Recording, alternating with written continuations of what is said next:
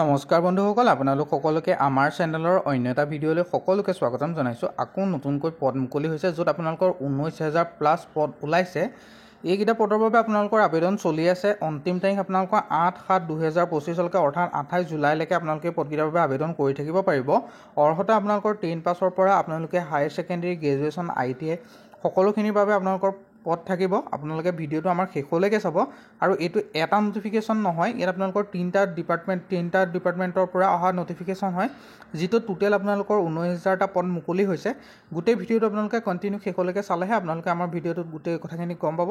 লগতে আপোনালোকে আমাৰ চেনেলটো ছাবস্ক্ৰাইব কৰি দিব, যাতে এনেকুৱা ধৰণৰ আপডেট ভিডিঅ'সমূহ অতি সহজতে পাই থাকে। ষ্টাফ ছিলেকশ্যন কমিশ্যনৰ পৰা SSC MTSৰ ফালৰ পৰা 2025ত হাবিলদাৰ, CBIC আৰু CBN কাৰণে মাল্টিটাস্কিং ষ্টাফৰ কাৰণে আপোনালোকৰ চেণ্ট্ৰেল গভৰ্ণমেণ্টৰ পৰা এটা ভেকেঞ্চি মুকলি হৈছে, য'ত আপোনালোকৰ 10 পাছ কৰা সকলে এই পদকেইটাৰ বাবে আপোনালোকে আবেদন কৰিব পাৰিব। আৰু এইকেইটা কোনো চেণ্ট্ৰেল গভৰ্ণমেণ্টৰ গ্ৰুপ চিৰ এইকেইটা পদ হয়। এই পদকেইটাত আপোনালোকে আবেদন কৰিবৰ কাৰণে যদি আপোনালোকে চাবলৈ যায়, SSC MTS হাবিলদাৰৰ ৰিক্ৰুইটমেণ্ট হয়, যিটো ষ্টাফ ছিলেকশ্যন কমিশ্যনে কণ্ডাক্ট কৰিব।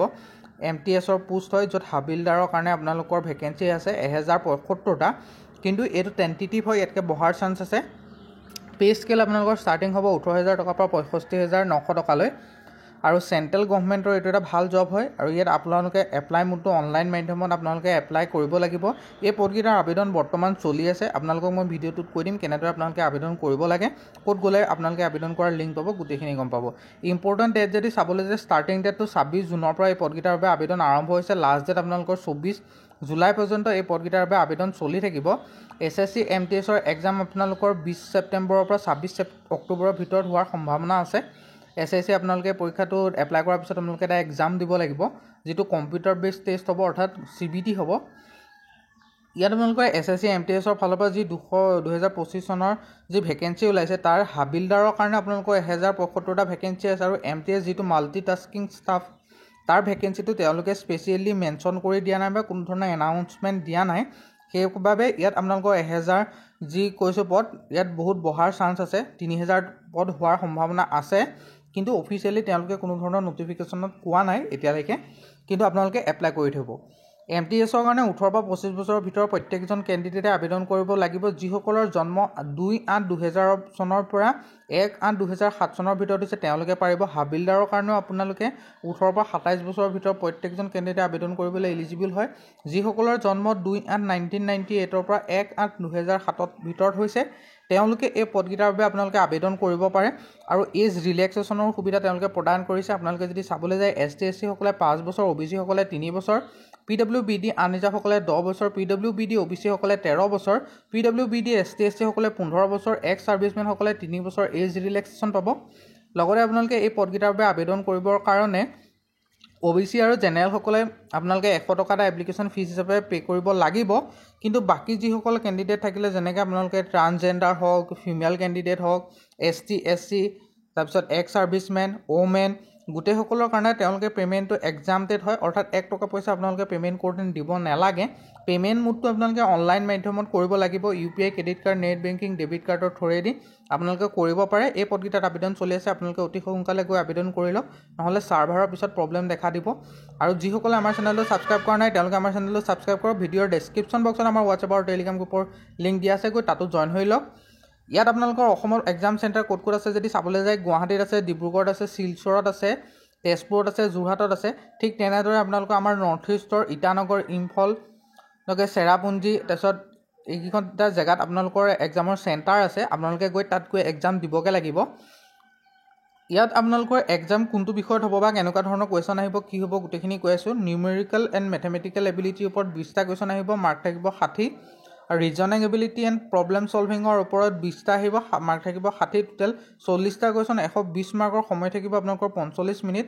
আৰু নিগেটিভ মাৰ্কিং থাকিব আপোনালোকৰ এই এক্সামটোত। এইটোত পাছ কৰাৰ পিছত আপোনালোকে নেক্সট যিটো আপোনালোকৰ ফিজিকেল ফিটনেছৰ টেষ্ট হয় হাবিলদাৰৰ কাৰণে বা ডকুমেণ্ট ভেৰিফিকেশ্যন, সেইকেইটা ষ্টেপলৈ আপোনালোকে যাব পাৰিব।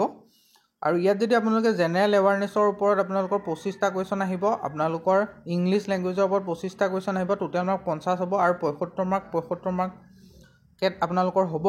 নিগেটিভ মাৰ্কিং আপোনালোকৰ 1 মাৰ্ক আপোনালোকৰ নিগেটিভ মাৰ্কিংকৈ থাকিব। যিসকলে আবেদন কৰিম বুলি ভাবিছে তেওঁলোকে অতি সোনকালে গৈ আবেদন কৰক, যিহেতুকে ছাৰ্ভাৰবোৰ বহুত প্ৰব্লেম দিয়ে। আৰু ফিজিকেল টেষ্ট যিটো হাফ বিল্ডাৰৰ কাৰণে আপোনালোকৰ মেলসকলৰ ৱাকিং থাকিব, খোজকাঢ়িব লাগিব 1600 মিটাৰ 15 মিনিটত, আৰু ফিমেলসকলে 1 কিলোমিটাৰ খোজকাঢ়িব লাগিব 20 মিনিটত। ঠিক তেনেদৰে আপোনালোকৰ চিষ্ট, হাইট কেনেকুৱা ধৰণৰ হ'ব লাগিব, জেণ্ডাৰ ৱাইজ গোটেইখিনি কথা আমাৰ ৱেবছাইটত দিয়া আছে, অসমকেৰিয়াৰ.in। আপোনালোকে ভিজিট কৰিব। ভিডিঅ'ৰ ডেছক্ৰিপশ্যন বক্সত মই লিংক দি দিছোঁ, আপোনালোকে তাত গৈ আপোনালোকে আবেদন কৰাৰ লিংকটো অতি সহজতে পাই যাব। এইটো হৈ গ'ল আপোনালোকৰ আমাৰ প্ৰথমটো নটিফিকেশ্যন। আৰু যিসকলে আমাৰ চেনেলটো বৰ্তমান ছাবস্ক্ৰাইব কৰা নাই তেওঁলোকে ছাবস্ক্ৰাইব কৰক, যাতে অসমৰ লগতে ভাৰতৰ বিভিন্ন প্ৰান্তৰ জব ৰিলেটেড আপডেটসমূহ অতি সহজতে আমাৰ চেনেলৰ জৰিয়তে পাই থাকে। আৰু নেক্সট যিটো নটিফিকেশ্যন আহিছে সেইটো আপোনালোকৰ ষ্টাফ চিলেকশ্যন কমিশ্যনৰ ফালৰ পৰা আহিছে। কম্বাইন হায়াৰ ছেকেণ্ডেৰী লেভেলৰ এক্সাম হয়, অৰ্থাৎ যিসকলে হায়াৰ ছেকেণ্ডেৰী পাছ কৰিছে তেওঁলোকে এই পদকেইটাৰ বাবে আবেদন কৰিবলৈ ইলিজিবল হয়। ইয়াত 3131টা গ্ৰুপ চিৰ ভেকেঞ্চি আছে। এইটো এটা টেণ্টেটিভ ভেকেঞ্চি হয়, ইয়াত বহাৰ চান্স আছে। আৰু ইয়াত আপোনালোকৰ lower division clerk, junior assistant, data entry operator, DEO grade 1ৰ ভেকেঞ্চি আছে। এক্সামটো SSC CHSL এক্সাম বুলি কয়, এইটো যিটো আপোনালোকৰ পৰীক্ষা হ'ব। ইয়াত আপোনালোকৰ টোটেল ভেকেঞ্চি 3131টা আছে। এইটো এপ্ৰক্স হয়। Post available LDC, JSA, DEO grade এৰ কাৰণে আছে। এপ্লিকেশ্যন মোডটো অনলাইন।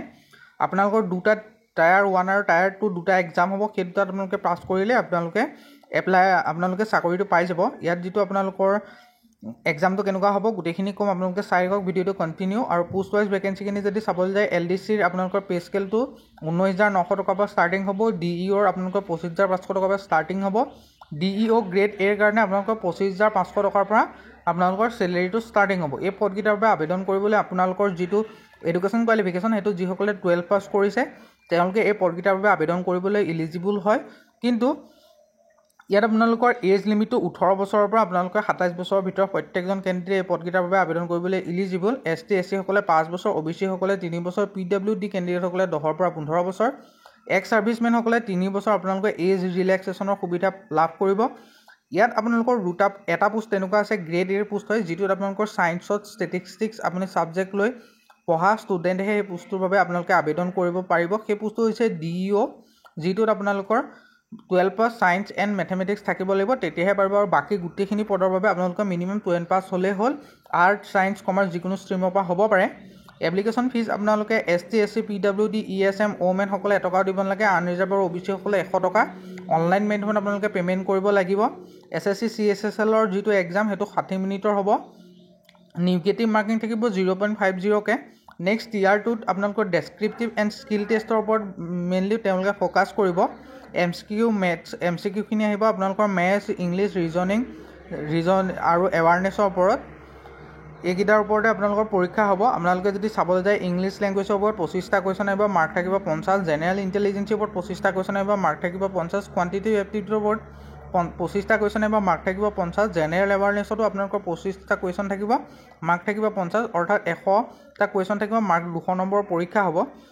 আৰু আপোনালোকে এই পদকেইটাৰ আবেদন চলি আছে, আবেদন কৰি লওক। নেক্সট যিটো 3 নম্বৰটো আপোনালোকৰ আমাৰ নটিফিকেশ্যন আহিছে, এইটো SSC CGL 2025ৰ নটিফিকেশ্যন হয়।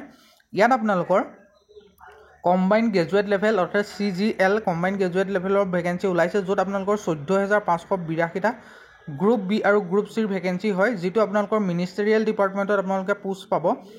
ইয়াত আপোনালোকৰ 14,582টা পোষ্ট ওলাইছে। অনলাইন মোডত এপ্লাই কৰিব লাগিব। এক্সাম মোডটো আপোনালোকৰ কম্পিউটাৰ বেছ টেষ্ট হ'ব, অৰ্থাৎ CBT কম্পিউটাৰত আপোনালোকে এই পদকেইটাৰ বাবে আপোনালোকে পৰীক্ষা দিব লাগিব। ইয়াত ওলোৱা পোষ্টসমূহ হৈ গ'ল আপোনালোকৰ এছিষ্টেণ্ট ছেকশ্যন অফিচাৰ, ৰেলৱে ওলায়, IB ওলায়, এক্সটাৰ্নেল এফেয়াৰ্ছৰ কাৰণে ওলায়, inspector of income tax excise, তাৰপিছত আপোনালোকৰ এছিষ্টেণ্ট এনফৰ্চমেণ্ট অফিচাৰ আৰু আপোনালোকৰ ED তেনেকুৱা ধৰণৰ হাই লেভেলৰ পোষ্ট হয়, যিবোৰ আপোনালোকৰ কাম কৰি গৈ থাকিলে গ্ৰেড এলে আপোনালোকৰ পোষ্টকেইটা আপোনালোকে প্ৰমোশ্যন পাই গৈ থাকিব, তেনেকুৱা লেভেলৰ পোষ্ট হয়। ইয়াত আপোনালোকে আবেদন কৰিবৰ কাৰণে জেনেৰেল পোষ্টকেইটাত bachelor degree in any discipline হ'লে পাৰিব। লগতে JSO যিটো আপোনালোকৰ পোষ্ট আছে সেইটোত আপোনালোকৰ গ্ৰেজুৱেট উইথ এটলিষ্ট 60% মাৰ্কলি 12 ষ্টেটিক্স এট ডিগ্ৰী।